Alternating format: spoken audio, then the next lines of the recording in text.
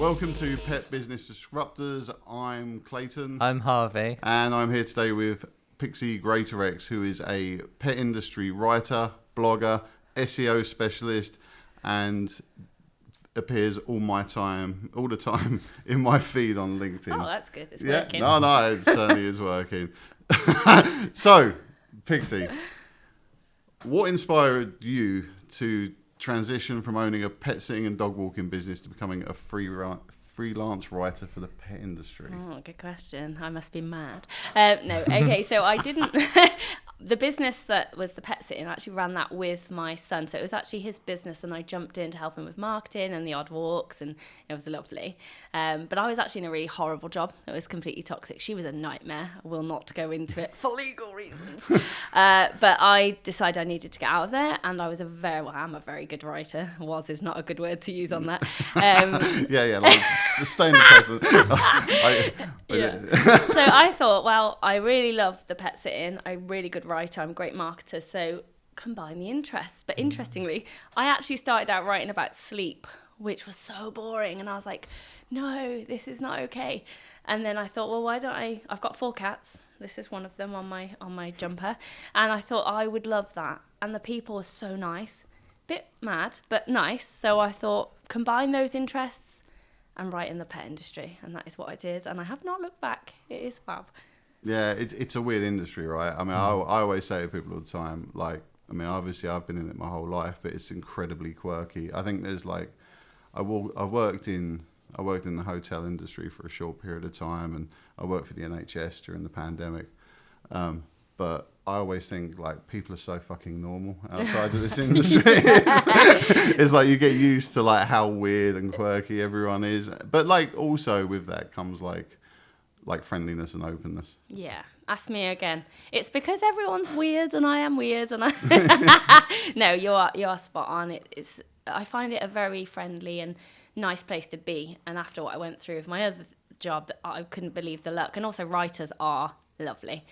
No. I thought they were the enemy when I started. I was like, oh my God, they're all my competition. And then as I unpicked this, I was like, no, they're actually awesome, and I can learn a lot from them. Yeah, I think like coming into this industry, I always feel like in certain aspects we're kind of behind most industries, especially when it comes to things like social media, like blog writing, etc. So, like I guess like my main interest, like obviously with getting you on, is that I know you say there's people in it, but I feel like there's very little visibility of it. And also whenever I look at even big companies' copy, a lot of it sucks. Yes. A lot of it sucks, man. It's like you really could be doing a better job on this. Yeah, I agree. So seeing you come in is like it's good, and like you're like I say, highly present on LinkedIn, which is great because like you've obviously I've been milling around on LinkedIn in the pet spaces for ages, and you've just sort of exploded into my feed. So I feel like I did do that. Yeah, well, it's personal branding, isn't it? There was an area I could slide into. I don't write about clinical things. There's some very, very good writers that do that for vets, but I was more thinking there's a need for the other side of the coin, the non-clinical stuff. And you are right, website copy is very bad typically in our industry. It needs a lot of clarity. Yeah. No, I see it a lot. And also, like just even from like a business development strategy, it's like the strategies a lot of them are using are just, I would expect it from an intern, if I'm honest. Ooh! And like that's not being, but again, it's like, you know, if you go on TikTok, I mean, how many like good brands do you actually see on TikTok where they're actually, let's say, they've got like, I mean, TikTok is about good information. It's about getting people to stay on watch more than a minute. It's about looking at it and going, okay, yeah, this is interesting. I want to watch more of this. But when I look at most bands, it's like, oh, here's Fido fluffing around. And yeah. It's like, what the fuck is that? Like, there's a lack of strategy a lot of the time. I know what you mean. Yeah. How do you determine the most effective content strategy for different types of businesses? Do you mean in relation the overall strategy? Yeah. Or? Let's say I don't know, Fido's dog treats or some shit, and I come to you and I'm like, yeah, I want you to give me a sort of a content strategy from a writer's perspective, Yeah, not yeah. a social media strategist. Yeah, 'cause exactly. That's why Oh, I'm yeah, not. yeah. Yeah. So No, from a a writer, so first thing is, if you're going to drive people to your website, you've got to make sure that your message is really clear and that it's set up to sell for you.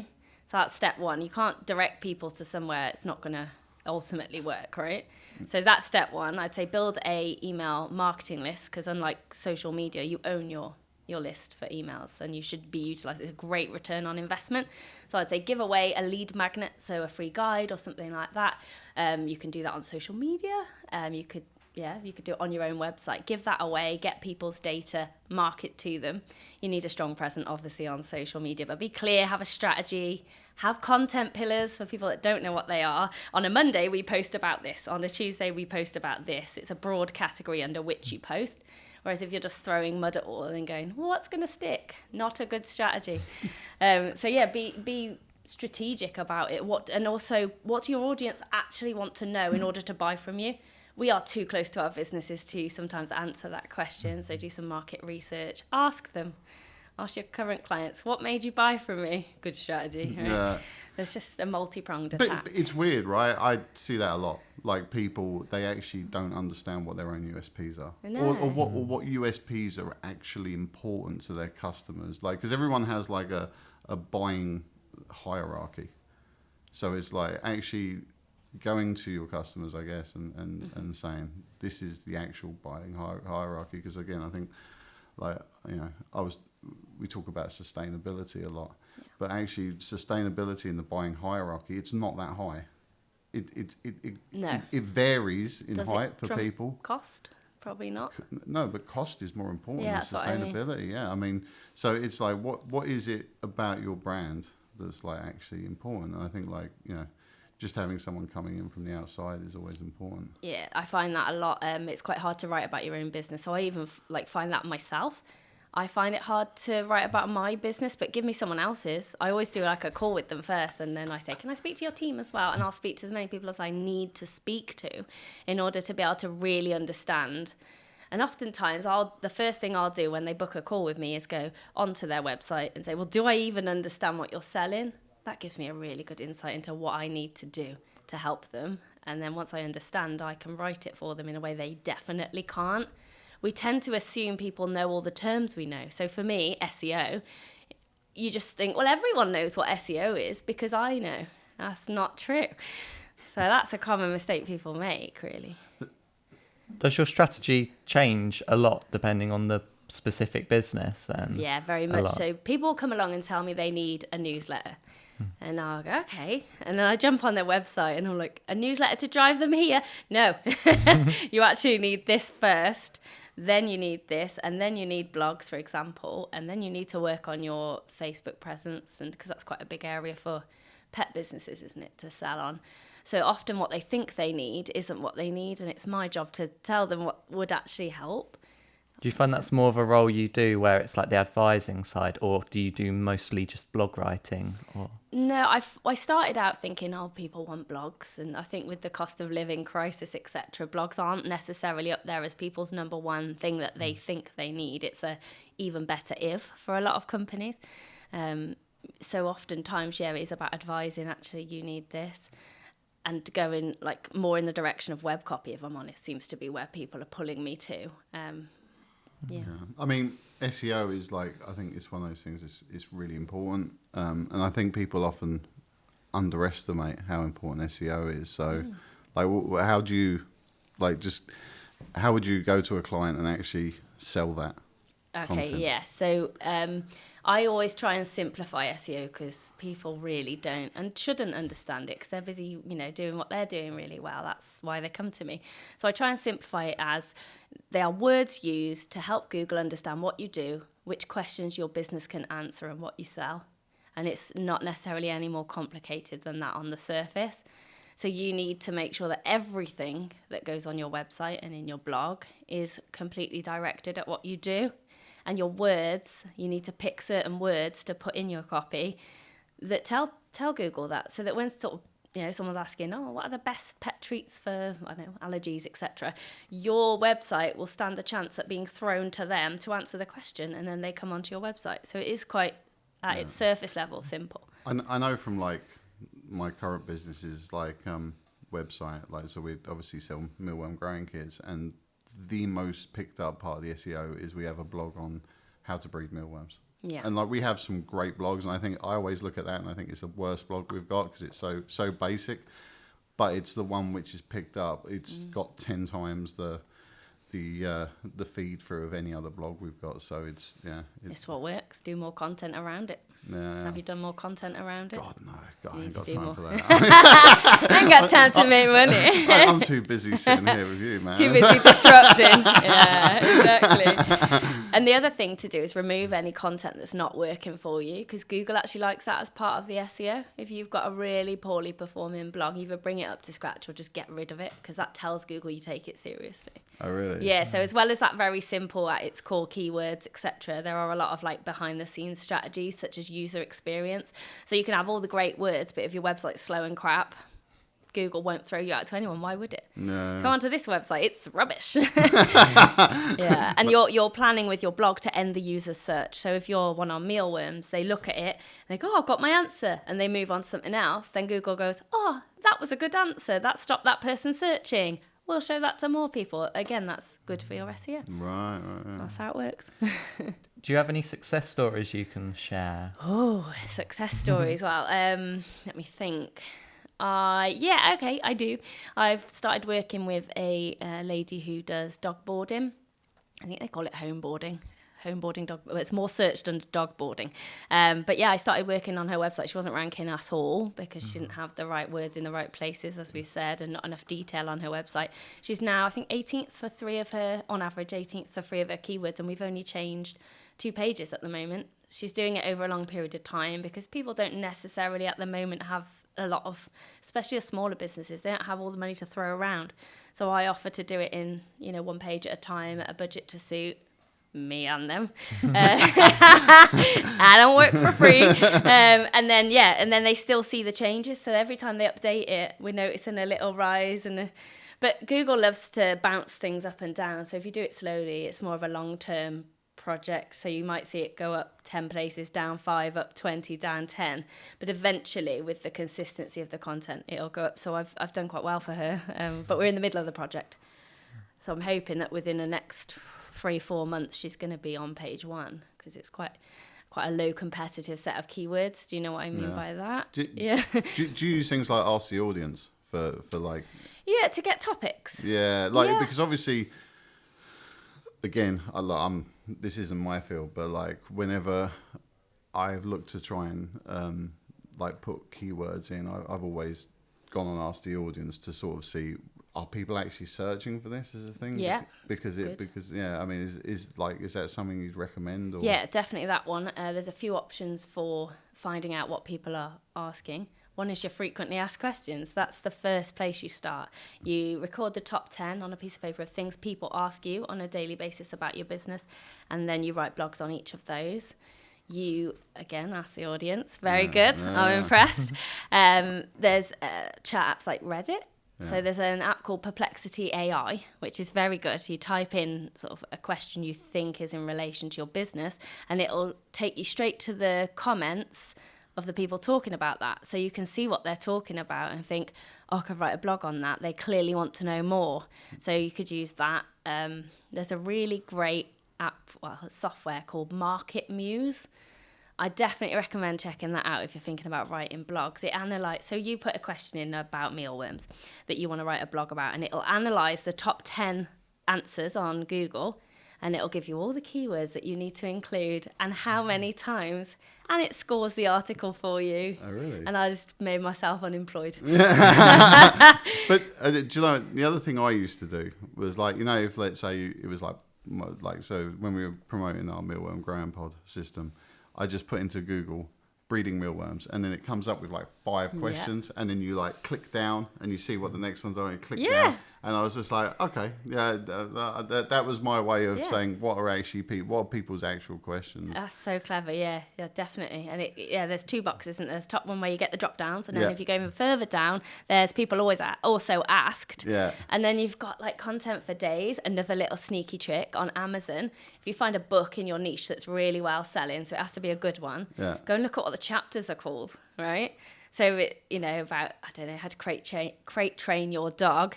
Write an article about it. It's in the book. It's not in the book by chance, right? Yeah. No, that makes sense. Smart, right? Yeah, makes sense. Yeah. Are there any trends you see growing or emerging in the pet industry? Definitely sustainability. That seems to be the one that's got the most, that I looked up anyway, the most traction recently. I think consumers, although like you say, cost probably for a lot of them becomes more important, but I think people are more conscious now about the environment. It is obviously important. So that's definitely on the rise. Puppy training and dog training is seeming to be searched for more, because I think the pandemic caused a lot of issues with behavior around puppies, because they weren't socialized in the way that dogs normally are. So that's searched for quite a lot more now. Do you see yourself writing more content on these subjects then? I've just taken on writing a website and potentially some blogs for a dog rehabilitation business. They are awesome. They take the dog from you for 2 weeks and bring it back all well trained. I was like, I want to get a piece of that action. Really? Yeah. How awesome is that? That's pretty wild, actually, to be honest. Yeah, they also do a really cool thing where, say you want to buy a dog, they do a consultation, then they recommend a few different breeds based on what they think would be good for your lifestyle. They help you find a reputable breeder. You choose your dog. They pick it up from there, take it to train it, pop it back to you. It's called Perfect Pet. How cool is that? Wow. Yeah, I know. Wow. That's actually pretty wild. Yeah, they're called Four Paws Rehabilitation and Dog Training. I believe that's their full name. Oh, really? Very cool. No, Yeah. that's actually really wild. Yeah. Is it? Yes. They don't drug it or anything. It's I hope not. comes back, all you got to do is give it 2 shots of this a day. The dog's like walking around like... I really hope not now. No, they're brilliant. Like they deal with some of the most difficult dogs as well, and they really turn things around. It saves people from having to give up their dog, which is very important. Is horrendous. Yeah. So, and worse, because obviously you give up your dog to a rescue centre if it's uncontrollable. Yeah. They can't rehome it, so it's exactly. That sort of thing's invaluable. Like. I agree. So there is a need to write more about behaviour, definitely. I know you talk about email marketing. Do you think email marketing works? Yes. Do you? Because I mean, I don't know. Maybe I'm not your typical person, but like emails drive me nuts. Like.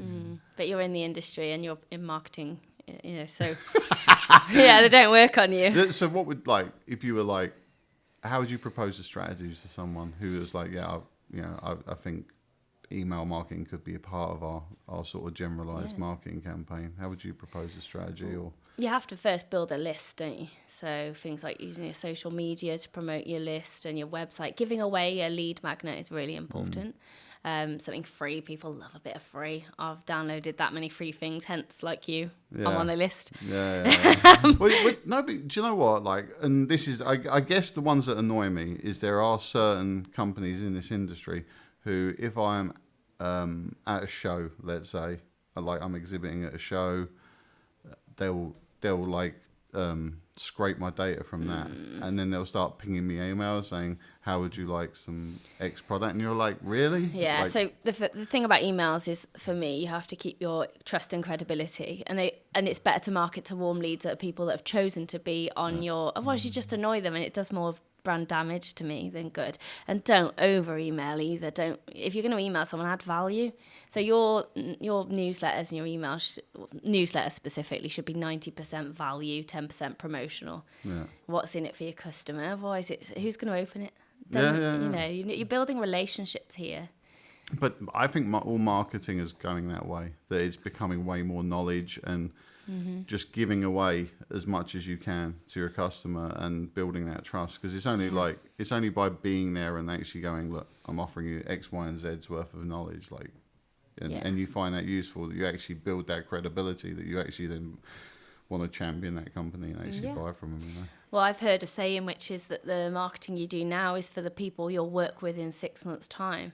So it's not a quick hit, is it? None of it should be. People, like you say, are much more savvy. They can see it coming if you're trying to sell to them.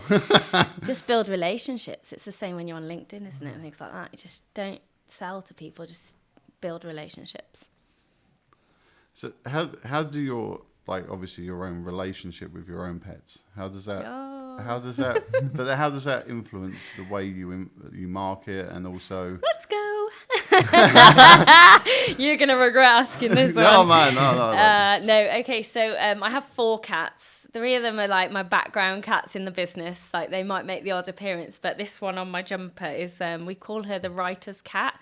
Obviously, that wasn't her original name. I mean, she can hold a pen, She which holds is a pen. pretty impressive, to be honest. Yeah, she spends a lot of time in the thinking cave because she's very naughty. She is actually quite mischievous. She's half Sphinx and they're very bright. And she's a lockdown cat. So we're talking about lockdown dogs. I believe lockdown cats have different personalities. I don't know for sure, but it feels right. So I utilise her as my sort of company mascot, really. You've noticed if you've been on my LinkedIn, she appears in pretty much everything as my sort of troublesome sidekick, really. She's always making ridiculous, like her thoughts are always ridiculous. But I think it's fun. It's different, isn't it? I think the thing is that, like, what I like about your content on LinkedIn, let's say, compared to others, is that, like, LinkedIn can be pretty bland. Yeah. It can be pretty bland. It can just be like, you know, people, here's my product, here's here's a picture of a fucking shop or something. and it, like, it's a bit like, do you know what I mean? Whereas yours is always like, you know, I'm going to crap on your bag or something. It was pillow. I was like, You got to tread that line quite carefully, haven't you? You do, yeah, So I was like, what word shall I use for that? And I was like, that's probably safe. But I think being funny is really, like, such an advantage. Like, I'm naturally a funny person, so I'm thinking, well, that's a gift I've got that I could use, where I don't like to be bored. And do you know what? Repel the clients that you don't want to work with. Don't be afraid. And then the ones that you do will come to you because they'll think you're awesome. But that is, like, it's the power of no as well. Because also, if you're working with somebody who isn't your vibe, it's going to be horrible. Hard work. It's going to be horrible because, like, obviously, your tone is going to be not what they want, and then, like, you're going to try and write in a tone that doesn't suit you, and then it's not going to be right. Whereas if you're working with people who are cool, Yes. then it's a different proposition, right? I'm working with the Cat Show Live at the moment. Oh, really? That is my bag. Yeah. Oh, they're awesome people. And the show's going to be amazing. And I'm just really excited to be part of that. So I will literally only work with people who I feel I can connect well with. And I get their business. I want to add value. If I can't add value, I don't want to work with you. And I hope if I can't add value, you don't want to work with me. Yeah. So you turn down work for that, yeah. How counterintuitive is that? I read a book called Book Yourself Solid, and it literally said, here is your permission slip to turn down work.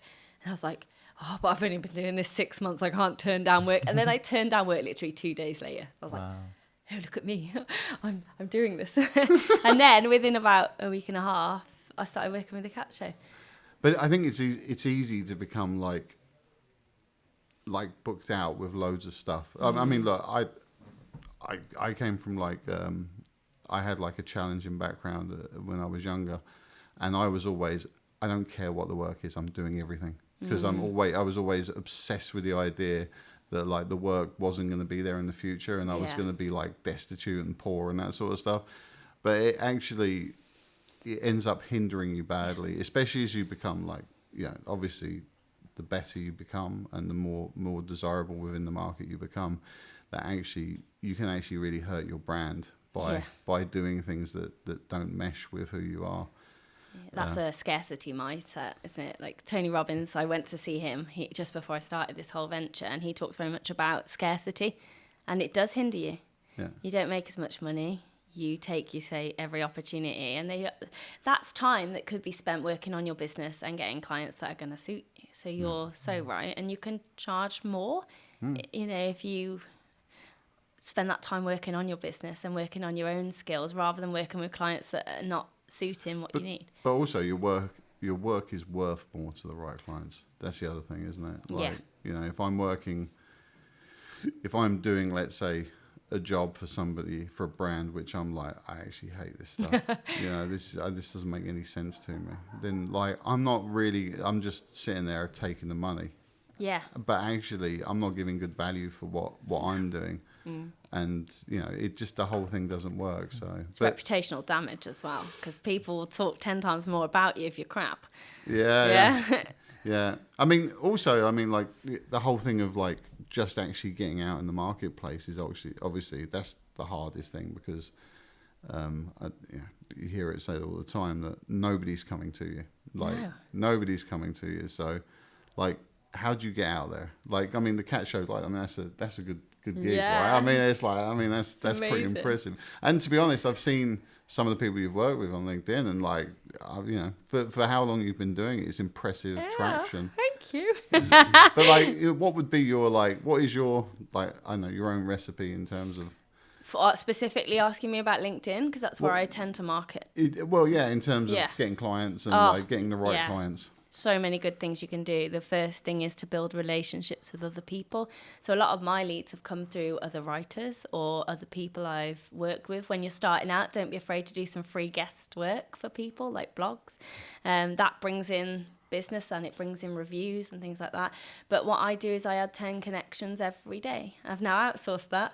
Thank you very much. But I always reply to my messages, but she builds the connections for me, because I am now working with clients, so I need some help working on outreach. But you've got to also outsource when you can. Actually, like, the funny thing is, like, when you added me on LinkedIn, it was actually that was me. Yeah, that was you. Oh, okay. Well, when your assistant added me. Yeah, definitely me in the early but days. No, it was because most of the time, I'll be honest, LinkedIn is a bit of a cesspool for actually talking to people, because it's just marketers and like people just like going, oh, hi Clayton, I saw your website and I think, I could increase your Amazon reach or your I've worked with TikTok companies, and you're like, oh, bugger off, yeah. Yeah, and like you're just like, ugh. Yeah, don't grow for the sake of selling, grow for the sake of visibility. Whereas your message was nice. It was just sort of like, what you do is weird. Did I say that? It was something like that. Did she say that? No, I'm joking. Yeah. Well, someone said it. I'm not me. sure. Maybe I imagined it. Might No, be you've got to stand out. I'll often say things like, if you, this is what I do. If you want me, I'll just be over here sipping on a mojito until you're ready. You just got to be a bit different. Don't be afraid to be different. Because if someone reads that and goes, you don't want them in your network. No. So, yeah, and it is like I say, I mean, I even find it a problem. Let's say I might have been connected to someone for a while, and just to send them like a short message, just ask them a question. And like, I'm not trying to sell anyone anything, because that's not my job. But like you'll find that people will ignore you a lot, because it's just LinkedIn is just full of people just trying to pump through like copy and paste leads. So it's no good. It's no good for your conversion rate if you've got a load of people that aren't going to be interested in what you do. But I think also the fact that then you stand out, because obviously you do have like quite a strong, like I say, connection base. And my brand is really out there, so it's based on the Bake Off colours. I did it all myself. Oh, really? Yeah. Weird, you wouldn't think it. But I just wanted to just go bang, and I think I've achieved that. And the other thing about LinkedIn is you don't have to sell in messages if when they go and have a look at your page, it already tells them what you do. And if they need you, they know where you are. So you don't need to. No. And obviously that's a much better strategy, because it's sort of like, if you're going to put the work in to creating value on LinkedIn, you don't need to sell to somebody with a direct message, like some copy and paste bullshit direct message where you say, are you free for a call on... I hate it. It gives me the ick. And no, me too. Yeah, I'll be honest, it initially annoyed me. Now it actually I'm actually at the point now where I'm almost at the point of deleting and blocking people, because it's I don't know. I find that there's something like dishonest about it, So it's and there's a lot of whinging going on LinkedIn. I'm over that. I'm over it. Like, it's not Facebook. It's not your therapy session. Yeah. Like, move over. If you've got value to add, it's a business platform. Don't forget it. Yeah, no. Don't whine and bitch to me about people. Yeah. I have to read it. I have to unfriend people. It's if they do it once, you think, well, it's a frustration. understand that spilt over. You obviously didn't have anything juicy to post today. But if it's like their go-to to moan about things, I just think, you neg me out. I wouldn't want to work with you. Yeah. Go. I think I underestimate LinkedIn. So Do you? I made him join. Did you only just join? I have only joined very recently. Oh, do you want me to have a look at your profile? Oh, Free of it's charge. Yes, please. Okay. He doesn't even have a picture. No. Oh no! Oh, see, this would make a brilliant picture of it's like That's very status podcast. Very cool. Yeah. Yeah. No, I'll have a look after for you. No problem. Should be utilising it though. You never know. I've got a name on it, so All the LinkedIn people are going to be messaging you now, going, "Hi," but they might actually tell you they're sipping on a mojito rather than sending you a boring message. So I've done you a favour there. I mean, what would your if let's say a new pet business came to you and they were starting out and they're going, right, we've only got like limited spend, we've only got like a small amount of money to spend, what would you recommend? So personally, I would start on Facebook and Instagram, and I would dual post on there. Whatever they're posting on one, just make the text smaller, post it on the other. Use Reels. Reels are really, really good for getting engagement. And I would say have a really good, solid website and build your connections. If you're business to business, LinkedIn's your platform. If you're business to customer, Facebook. TikTok's very good. I know it's what I call the sweaty armpit of social media.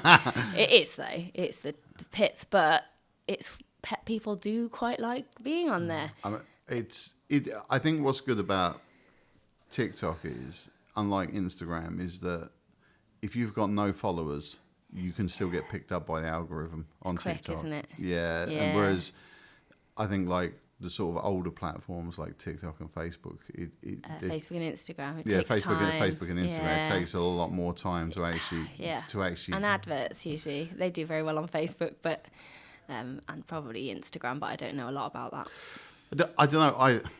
My own feeling about adverts on social media is, I think that it's so competitive now. I think they did used to work. I'm not convinced. Works for events. Yeah. I think for selling product, I think it's the cost of acquisition is really high, I think.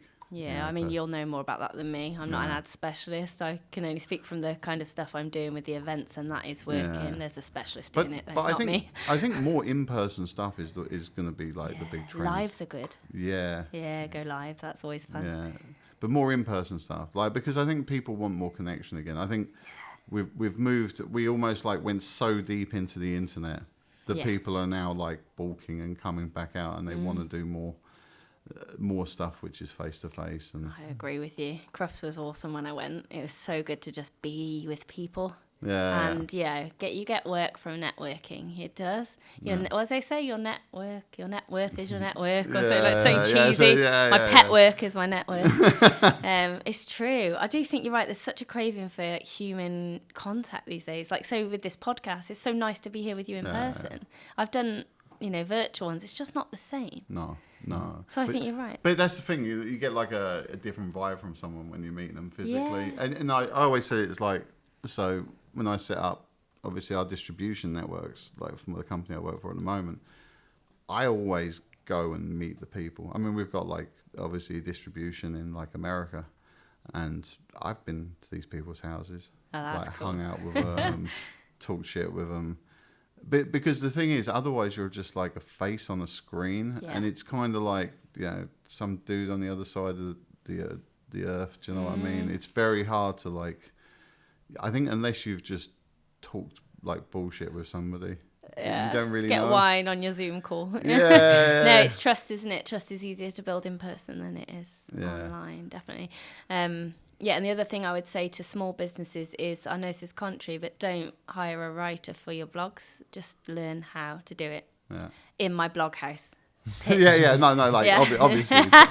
No, don't, because the thing is, if you write your own blogs, if you've got more time than you have money at that moment in time, start writing them, but don't just write what you think, everyone wants to know Brenda's moved from admin to HR. No, they bloody don't. They do not care. Find the things your audience actually really want to know and what they're asking about your business, but don't just do it. Please learn how. Yeah. Do you think your specific industry of the writing side is going to evolve a lot, Me particularly with personally, AI. or get that a out. sore Can you get him out of the studio? Yeah. Well, there was a big sort of panic in freelance writing when AI made its kind of, progressive launch. But we're sort of seeing people come back now. Yeah. It's the trend, because if you imagine you're putting in a question to AI, it's the same one next door's putting in, and the next business, you're going to get a very similar answer at the moment. I can't tell you where it's going, but I know that the algorithm, the update that Google did a few months back doesn't like the mass-produced content, and it is being punished. If you write a lot of blogs in one go and upload them and they're clearly AI written, it's not going to do you any favours. There's nothing like the human touch. You can add stories, you can add quotes.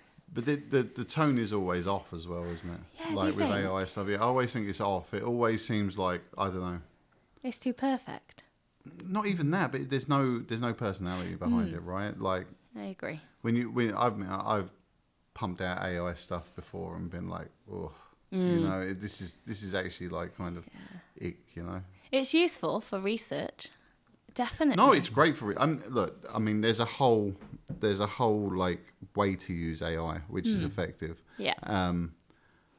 And also like it's good for like punching up content. I think a little bit that Yeah. you can put your own content in there and say, can you just alter the tone to, more business, more, Yeah. more like I'm aiming at such and such demographic. Could you maybe punch this up? And then look, sometimes it's better, sometimes it's like, It needs to be heavily edited. That's what I would say. and like, but I also like, I was saying, I've said to people before, I'm always arguing with AI. Like, I there's like one of my pastimes is late at night arguing with ChatGPT because it just talks You need to rubbish. get a life, But it talks rubbish, man. You'll ask it a question if you know it will give you a very surface level response. That's it. That's really accurate. Yeah. Yeah. So if you know anything below the surface, you then have to force it out of it, and then it doesn't like it. It's almost like you're coaxing it, and saying, well, well, what about this? Oh, well, yeah, okay, well, there's that. Yeah. So, but that's not the original answer you gave me. So it's... Yeah, it's quite good for structural stuff. So doing an outline is quite handy. Yeah. But yeah, no, not for writing. You're better just to go on, type your question in Google, look at the top 10, make some notes about each one, and write an even better, concise, article, including all their points and more. That's a little top tip for you. So where do you see the whole thing evolving? Because obviously, like AI is like a thing, and obviously we're going through a bit of a cost of living crisis and stuff. Like, where do you see like the longer term movement in like writing and what you do generally? Would you mean specifically for me or as an industry? As an industry. Ooh, that's a good question. I mean, all I can say is that based on what I've seen in my limited time here, 6 months, that I've now got companies coming to me who have used AI in their blogs and they're panicking because they're not doing anything for them. So unless AI picks its game up, which, it is a robot, it probably can, I think we'll see more circling round and coming back. But blogs, like I say, are not being prioritised like they should. I mean, they bring in 67% more leads on average for a business. So why it's, crazy, right? Yeah. Why it's not being used. And I'm going to do a little quiz now. You both get to answer. Yeah, go on. Oh, we love a quiz. So in percentages, okay, if you have a blog, what is the chance of increasing your ranking on Google? What percentage do you think of chance of increasing your ranking? I'm not probably asking. 85%. I'll go. Pick a number, Clayton. Yeah, he doesn't like to lose, right? 92. 434% more chance of increasing your ranking when you've got a blog. That's crazy. Yeah. Now, my mathematician brother would say the math ain't mathing. There is no 434%. I'll be honest. I was limiting myself to 100 there. Yeah. That was my own fault. Like, It's crazy though, isn't it? Yeah. And people don't prioritise it. And I think that is largely due to budget. So just write your own, Like it's come to the blog house, £125 total cost, and I'll teach you for an hour 1-to-1. It's what I do, and then you can go away with a skill for life and go and write your blog It works. Could most businesses benefit from a blog? Yes. There's a lot of B's in that sentence. Yes, absolutely they can, because it just increases your chance of being found. The more Google can pick up what you do, the more they can throw you out. If you're a business and you're not answering the question about why this certain treat is better for allergies, what are the chances of you being served up as an answer? None. None. If you've got 5 articles on that and your website's doing well, then you're going to have a chance at being thrown out for an answer. And to be honest, a lot of the time, I don't know if you've ever, like, for research purposes, just like, you know, thrown ideas into Google, like, I don't know, for example, can you use, let's say, insects in chicken food or something? Let's say it was something very basic like that. It's the blogs from companies that are coming up. It's not academic papers. It's not. No. It's not like actual scientific stuff that you might actually want to read, but it's blogs from companies. So for the average reader, like if they're pumping out questions, like, you know, like for me, how do I breed mealworms? Yeah. That drives a lot of traffic to our site. It will. So, and again, it's like, and our blog is very basic. It's not saying you've got to use our particular product. It's telling you how you can do it generalistically, but that's one of the main ways we actually sort of like capture sort of. So it works for you. Yeah, for that particular, because obviously when I asked the audience and did that sort of stuff, like that was the question. That was useful. That was the question that popped up. So that's why we wrote the first blog we wrote, and we're like, well, this is boring to us because we can talk about way more interesting things about insects than just how to breed them, because that's like. But that comes back to what we were saying before about you assuming everybody knows what you know, because it's not very interesting to you because you know. Yeah.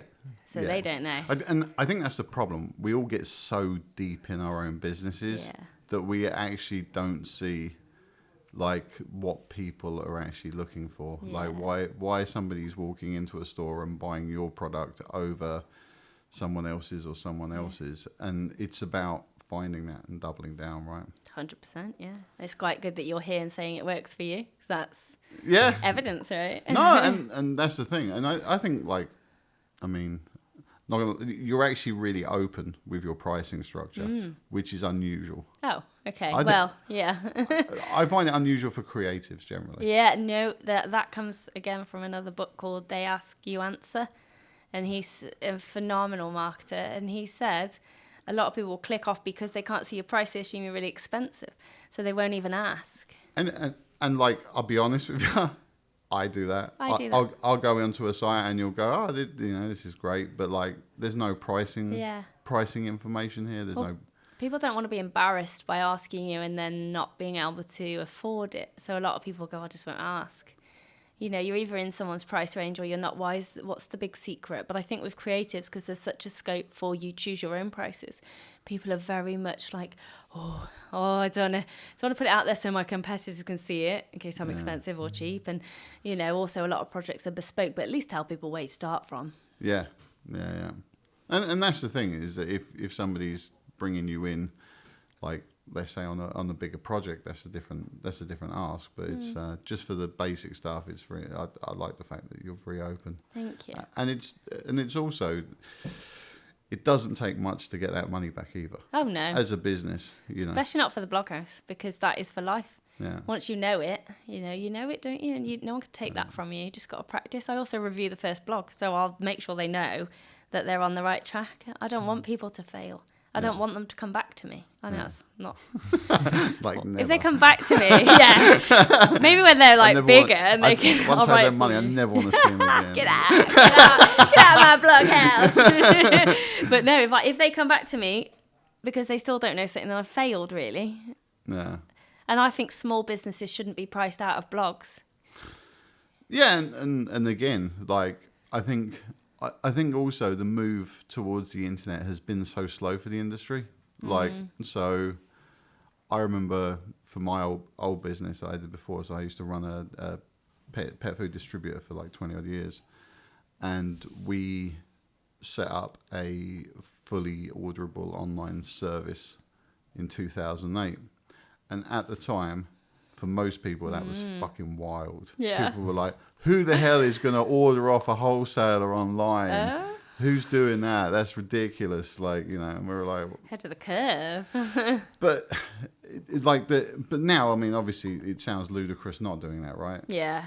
But And subscription models are really good as well. So you ask a little bit of advice, and that's something I think people are another trend. Like, I don't always have the answer straight away, but it'll come to me. Another trend is into this sort of loyalty subscription model. I'm noticing you give a little discount, I subscribe for my cat food, for example. yeah, be honest, I'm not a fan of subscription Really? foods.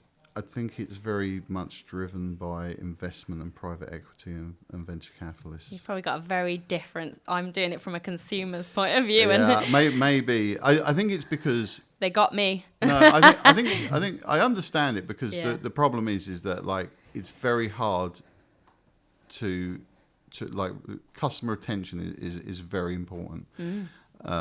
So if you can actually bring somebody in under a subscription basis, Yeah. it's very important in terms of like your long-term growth figures, in terms of like where you're actually heading. And look, I totally get it from that, but I think you end up like losing some people who would do really well on your food by just having a subscription model. Because there's quite a few subscription models. Oh, you should offer both, if that's Yeah. what you mean. Yeah, oh, yeah. no, yeah, totally support that. But a lot of them don't, right? Oh, that's not good. Yes, I know what you mean now. Yeah. Yeah, and I find that because they're kind of like, no, like subscribe and we'll give you a month free, and then it's like, And yeah, then but you're what? trapped. And then you're In a trapped. hostage Yeah. situation. But also, look, you're subscribing. I mean, you subscribe when you run out of food, Yeah. and you, like they say your package is in for 2 or 3 days. It's a problem, right? Yes. Yeah, that's true. And then you find those subscription foods aren't available through retailers, and look, Yeah. cats. I mean, like dogs, you can kind of give them most things and they're going to be okay. But cats are fussy, man. It depends, doesn't it, on the types of, and how they've been spoiled all their whole lives. Yeah. They're very finicky creatures. What I always found with cats is that like, whereas a dog will eat when it's hungry, Yeah. a cat will be just like, Yeah. God What damn, is this I'm trash?" I'm not eating that. Let me find a mouse. Yeah, exactly. We get sent like bits and bobs, which is nice. Never thought I'd say that. So mine, I do get to try different things. So I was a bit like, oh, is that going to upset their stomachs? But they just don't. Mine are pretty good.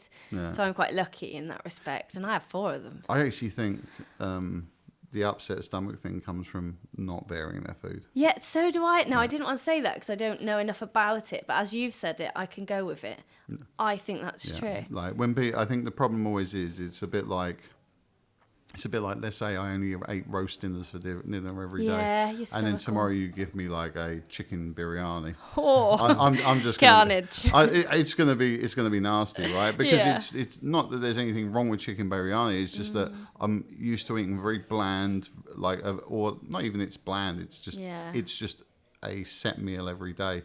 I actually think the industry is moving more towards like meal variation. Yeah, that's interesting. Because I think like there was always such a thing. It's like, no, you feed this dog food every day, and if you don't, it's going to upset your dog's stomach.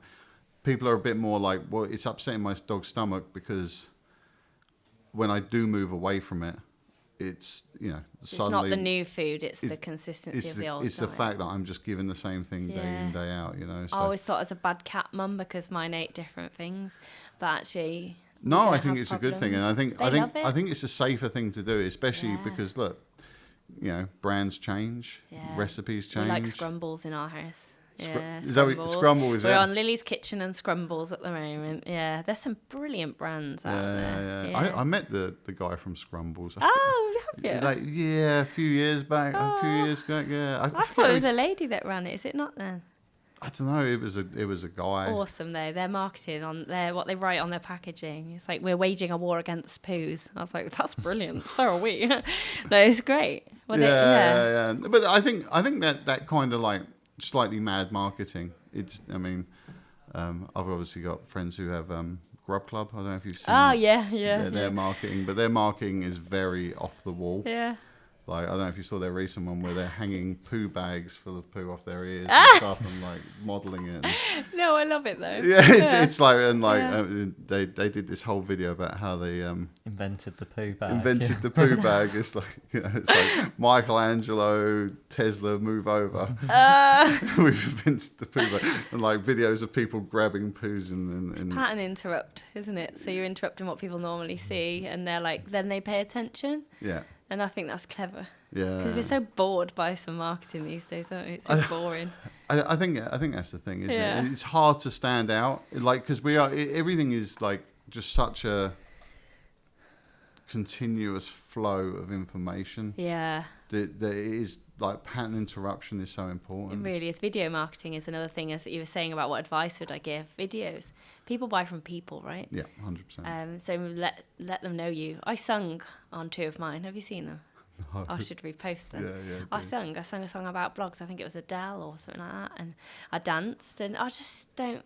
I think there's room for it. Well, Don't do it on TikTok though. You get abused. Had to come off there. Yeah, go on. Well, no, so I was listening to a guy, I forget who it was, but they were talking about that people marketing is more important than brand marketing nowadays. Oh yeah, I mean, personal if you look at like Tesla, for example, how many people follow Tesla, and you look how many people follow Elon Musk and Richard Branson and Virgin, and Yeah, it's the person they're concerned with. yeah. So again, I mean, is that something you work with people on? Like, Not something I specifically have. So no, I'm more focused on the writing side than the kind of consultancy side at the moment. That might be a path I end up going down. But people always need a bit I of just advice. think with how well you put together your own personal branding on LinkedIn, it's definitely something that's transferable. I find writers come to me all the time asking me. I'm like, God, I should be coaching really, because that's, you know, something I used to do, coaching.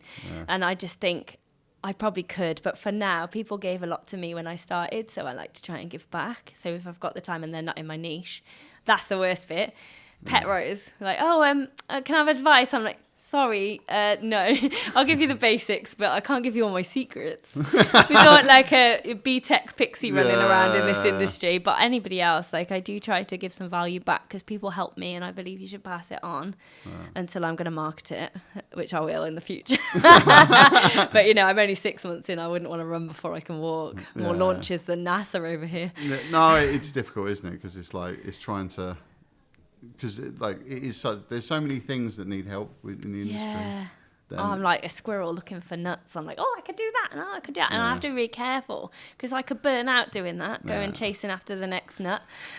and also it's about taking the right work, like we were saying. Because you will burn out. Yeah. I really struggle with that. I'm an overgiver. I'm a deliverer. Me. I'm like, it has to be perfect. I have to do it. And I care too much, and it is a negative. Yeah. People are like, I care too much. Or aren't you a lovely person? No, you're going to be burnt out and a wreck on the floor, and you'll probably be addicted to alcohol. So let's just not do that, shall we? So I think a big part of learning it to run a business is about having boundaries. Yeah, no, for sure. Yeah, not good at it.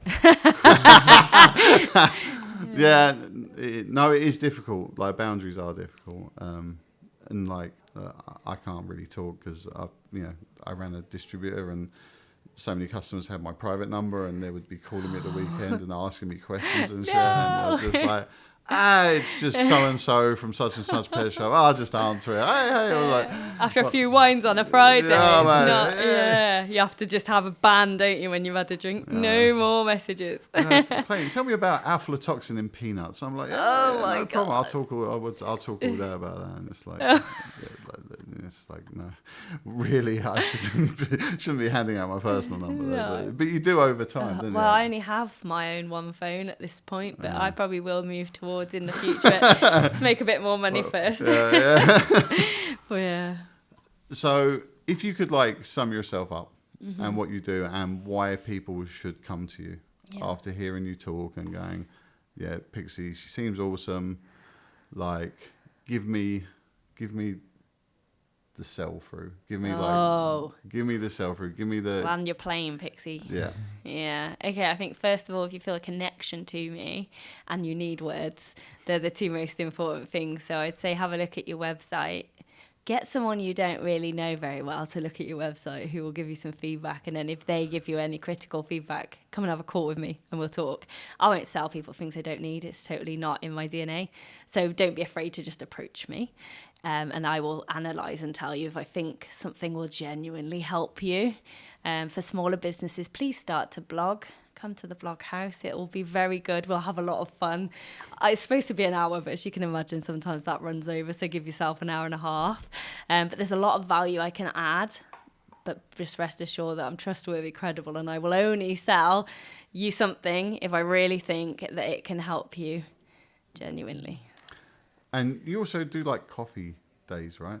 Coffee days? Yeah. What do you mean? I don't know. I'm sure on LinkedIn Coffee you had like a days? post about like, let's have a pet industry Oh, I meetup. did some marketing. Oh, yeah, no, I was going to, but I didn't get much interest. People are busy, well. I'd love to do that, though. I was thinking Midlands, like freelance writers or freelance designer, anybody freelance, really, that kind of doesn't have colleagues and might like a little bit of networking. I was trying to get that off the ground. Yeah. But, yeah, it's difficult, isn't it? Because people, like with freelance, 1 minute you're busy, next minute you're a bit quieter, then you're so sometimes it's hard to predict. But yes, I should get on that. Get on it. Yeah, Get on it. would you come? Yeah, You're miles away. Yeah. It's only other way. It's Birmingham, right? Yeah, I was thinking Birmingham as a destination. So if anyone's interested, let me know. We might actually get it off the ground. It's only like an hour and a half from here, something like that. It's not too bad. I work in Leicester. Oh, right. Okay. Oh, not far. Yeah. Leicester, yeah. The rugby team's good, right? Yeah. There's this football team just got promoted back to the Premier League. Other than that, I could live without Leicester, to be honest. I love it. You are funny. I'm not hard on the sell me. Like, I just think if you feel a connection, that's so important. And like, and that's the thing is like, it's just getting across. Like, I think always for people, it's just understanding the value is always the hardest and thing. like, don't be afraid if your budget isn't huge to come and have a chat, because I actually prefer retainer. So I prefer to work with people, say 1 day a month if that suits them, if that's going to be more affordable. My day rate is £300, so just to put that in perspective. So maybe like for some businesses, spreading that out over 6 months and just doing a day a month to get their website up to scratch is fine by me. So it's just about finding what, and if you don't have that kind of budget, come to the blog house, learn to write, go ahead and write. Yeah, so that's me, my transparency again. There's not a lot more to say, I don't think. I think we've covered everything. Awesome. Thanks a million for coming in. Thank you. If you want to get in touch with Pixie, get on Pixie Greatorex on LinkedIn or go to pixiegreatorex.com. .com. Thanks a million. Thank you. Thank you.